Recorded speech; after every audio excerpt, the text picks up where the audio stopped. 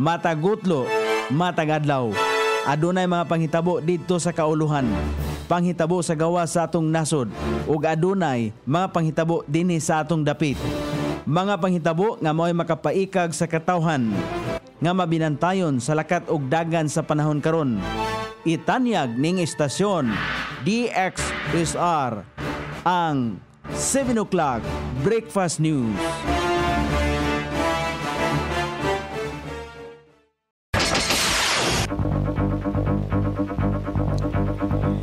Higala, kumusta? May buntag Iligan, may buntag Mindanao, may buntag Pilipinas. Adlaw nga Huwebes, Pizza 19, nibuan sa Setyembre, ning tuiga 2024.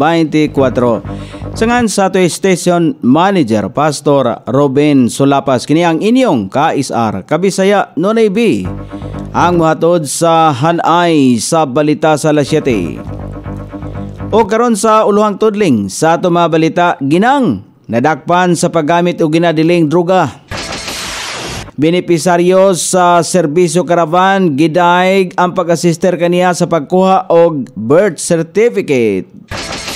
Mga barangay sa Iligan mo pailalom sa BDRRM planning workshop sa bulan sa Oktubre. Sa kauluhan, Vice President Sara gipamugos nga target sa Kamara nga i-impeach siya. Mga baboy nga nabakunahan sa African Swine Fever vaccine nagpabiling himsog. Opisyal sa pagkor nga nagbulgar nga aduna sumalapay PNP chief nga midawat og monthly payroll gikan sa Pugo silngon ni Senador Bato. Balita sa gawa sa nasod, Bulgaria determinado nga maapil gihapon ang karaang dakbayan ini sa listahan sa UNESCO World Heritage. Balita sa kinabuhing Kristohanon, International Christian Concern gitabangan ang usa ka Kristohanon pinagi sa pagtukod og bag-ong panimalay.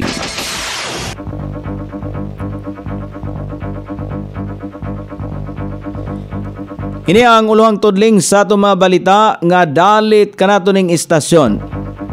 DXSR 106.7 sa inyong FM dial. Ang bugtong radyo sa dakbayan siligan nga nagsibya sa balang kasulatan, pinasubay sa inspired and preserved, not simply dictated, King James Version sa Anchor Broadcasting Corporation. O karon sa kompleto nga detalye, una sa balita din sa Iligan, gisikop ang usa ka 52 anyos nga ginang human na sapon sa akto sa mga operatiba sa Police Station 1 nga nagamit og ginadiling droga. Tungod sa report, nakuhaan kini dito kon naaktuhan kini dito sa iyang panimalay sa Purokotso Barangay Hinaplanon sa nakalabayng gabi. Base sa sumbong sa balay sa suspect, gatapok ang mga gapanggamit og illegal nga droga. Ana siya karon sa kustodiya sa Police Station 1. Ang kapulisan sa Iligan agresibo sa pagtukod sa mga nagpayuhot og mga gagamit og illegal nga droga. Dagko man ang transaksyon o street level. Suportado sa LGU ang mga operasyon sa mga otoridad nga mahinungdanong pagsumpo sa supply og demand sa ginadiling droga. Gidaig sa usa ka benepisaryo sa serbisyong Iliganon Karavan sa Barangay Palao ni Dakbayan, Siligan ang mga staff nga mitabang kaniya sa proseso sa iyang birth certificate. Sumala pa niya dali o paspas ang iyang pagproseso sa iyang birth certificate. Tungod sa maayo nga paggiya kaniya sa mga staff, wala siya makahigayon sa pagkuha og birth certificate sa Philippine Statistics Authority tungod sa iyang kabisi sa pag-eskwela. Nakahigayon lamang siya dihang gihatod na ang serbisyo pinagi sa karavan dito sa ilang barangay. Lakip sa mga serbisyo nga gihatod sa mga barangay ang libreng konsultasyon, tambal, alot, pagpatina sa buhok o uban pang serbisyo sa mga ahensya o lokal nga kagamhanan. Tumong nini nga aktibidad nga mamahimong accessible sa tanang katawhang Iliganon ang mga serbisyo, ilabi na niadtong tua sa mga lagyong dapit. Sa niaging adlaw 205 ang nakabenepisyo sa serbisyong Iliganong Karaban program ni Mayor Freddy Xiao. Ipahigayon ang duha ka hugna sa Barangay Disaster Risk Reduction and Management Planning Workshop sa Oktubre 8 paingon sa 11 ning tuiga 2024. Sumala pa ni Maida Daniot ang DILG City Director ngadto sa mga opisyal sa barangay atol sa third quarter ICD-RRM Council meeting sa nakalabay adlaw. Mandato sa mga barangay ang mohimo og BDRRM plan base sa Republic Act 10121 o DRRM Act. Ang BDRRM plan maoy himuong basihanan sa paggamit sa DRRM fund sa mga barangay.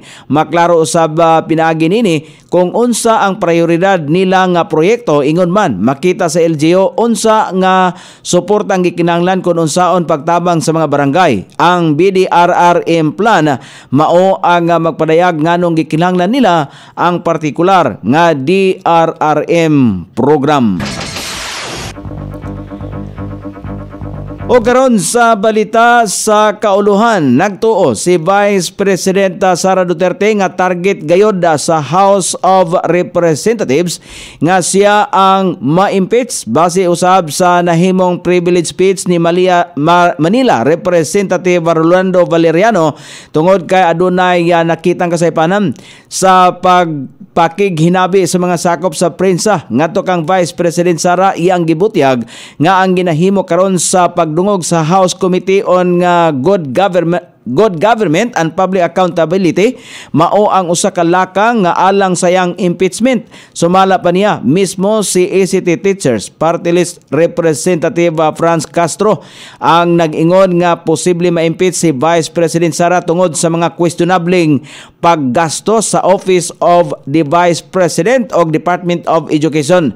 Nahimong mainit sumala pa ang hisgutanan mahitungod sa gigasto sa confidential funds ni Vice President Sara.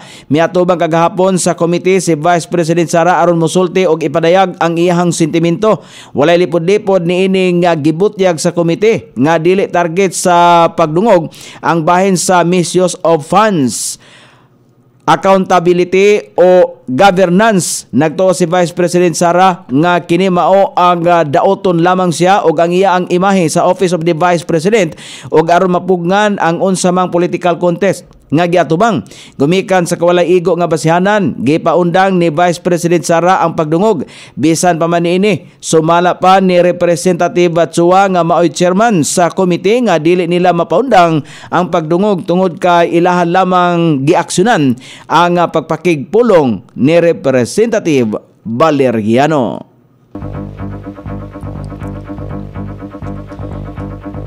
Nagpabiling himsog ang mga baboy nga naturukan sa bakuna kontra African Swine Fever base sa monitoring sa Department of Agriculture. Sumala pa kang Department of Agriculture Assistant Secretary Constante Palabrica, kini bisan luyo sa 5 ang namatay tungod sa pulmonary disease nga walay kalabutan sa African Swine Fever. Kasamtangan nakadevelop na usab sumala pa niya sa mga tukmang antibodies ang mga baboy nga na-injeksyonan sa bakuna. Kini ang usa ka maayong senyales nga epektibo ang mga bakuna batok sa virus nga nagdala sa African Swine Fever. Sumala pa usab sa opisyal, unang gisugdan sa Department of Agriculture ang bakunahan sa mga baboy sa duha ka farm sa Lobo, Batangas sa tubo nga makontrol ang pagkuyanap sa African Swine Fever. Padayon usab nga ginahimong pagbantay sa kahimtang sa mga baboy nga naturukan sa bakuna dungan sa planong pagpalapad sa bakunahan. Singilon ni Senador Ronald Bato de la Rosa sunod nga pagdungog sa Senate Committee on Women and Children si PAGCOR Senior Vice President for Security Retired General Raul Villanueva nga pangalanan ang gisulti niyang kanihipi sa nasudnong kapulisan nga anaa sa monthly payroll gikan sa illegal nga operasyon sa pugo ni Alice Go. Sumala pa kang de la Rosa sa pulong balitaan angayan nga klarohon ang gitumbok nga PNP chief nga ana sa payula ni Go basta na lamang sumala pa niya nga gipagawas o gipagawas ang impormasyon apan walay nalakip nga ebidensya. Giklaro sa senador nga kini ang unang kahigayunan nga nadungog niya nga adunay nalambigit sumala pa nga hipi sa nasudnong kapulisan sa payula sa Pugo. Samtang gibutyag pa sa senador nga nadismaya usab ang mga kanhi retiradong opisyal sa Philippine National Police sa mga aligasyon. Pahimangno nila nga mahimong magdala kini og demoralisasyon sa hanay sa Philippine National Police. Dugang pa ni De La Rosa nakahiusa ang mga retiradong general nga nag-ingon kung gikan lang sa Marites ang impormasyon dili angay unta ipagawas sa usa ka public hearing. Bisan pa manini kinahanglang manubag sa balaod sumala pa niya kung ugaling adunay nalambigit nga PNP chief nga nidawat sa naasoyng suhol. O karon sa balita sa gawas sa nasod, determinado ang nasod sa nga Bulgaria nga ampingan ang dakbayan sa Nisibar aron na mahabilin paghihapon kini sa UNESCO World Heritage List. Sumala pa sa gobyerno sa Bulgaria nga kasamtangan niining gibuhat ang mga pamaagi aron nga maampingan ang naasoyng syudad bisan pa nga paborito kini nga adtuan sa mga turista. Ang naasoyng dakbayan sa Nisibar nagdala og libuan ka tuig nga kultura sa nasod diin adunay dakong kabahin sa kasaysayan sa naasoyng nasod. O karon sa balita sa kinabuhing Kristohanon, nagpasalamat sa International Christian Concern ang usa ka Kristohanon sa Democratic Republic of Congo sa tabang nini nga aduna say bag-o og lig-on nga panimalay. Ang naasong Kristohanon uban sa iyang pamilya nahimong mga biktima sa pagpangatake sa rebuilding grupo nga Allied Democratic Forces. Ang naasong Kristohanon og iyahang pamilya nawad-an og panimalay, panamit, panapi o pagkaon.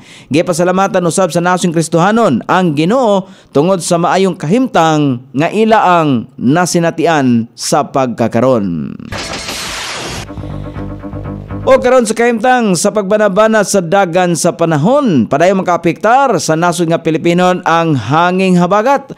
Ang Zambales, Bataan, Pangasinan, Tarlac, Pampanga, Occidental Mindoro, Northern Palawan, Metro Manila, Abra, Benguet, Nueva Ecija, Bulacan, Cavite, Batangas, Rizal, Oriental Mindoro, Romblon, Antique, Iloilo ug ubang bahin sa Palawan, Ilocos Region, ubang bahin sa Luzon ug Visayas ang makasinatiw madag-umon nga kalangitan inubanan sa patak-patak mga pagulan epekto sa hanging habagat. Samtang ang mga dapit sa Mindanao ang makaangkon gihapon og madag-umon nga kalangitan inubanan sa patak-patak ang mga pagulan kini epekto sa localized thunderstorm. Sukod sa temperatura dinhi sa dakbayan siligan, ang kabugnaon na nasa 25 ug ang kainiton musangko sa 29 degrees sentigrado.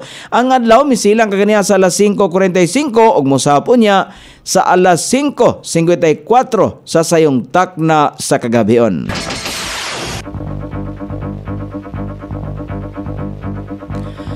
Inyong nabati ang kinatibukang hanay sa balita sa alas 7 nga dalit kanato ning istasyon. DXSR 106.7 sa inyong FM dial. Ang bugtong radyo sa dakbayan siligan nga nagsibya sa balang kasulatan, pinasubay sa inspired and preserved, not simply dictated King James Version sa Anchor Broadcasting Corporation. Sangan sa tigsuwat sa atong balitang internasyonal ug sa kinabuhing Kristohanon, pitjan sa balitang lokal Coney Island sa ato station manager Pastor Robin Sulapas. Kini ang inyong KSR Kabisaya Nonay B. Magpasalamat ug mingon, mayong buntag, Iligan.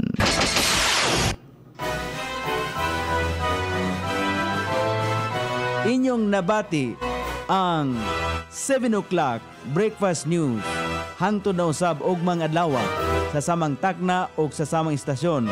Daghang salamat sa iyong pagpaminaw ug maayong buntag.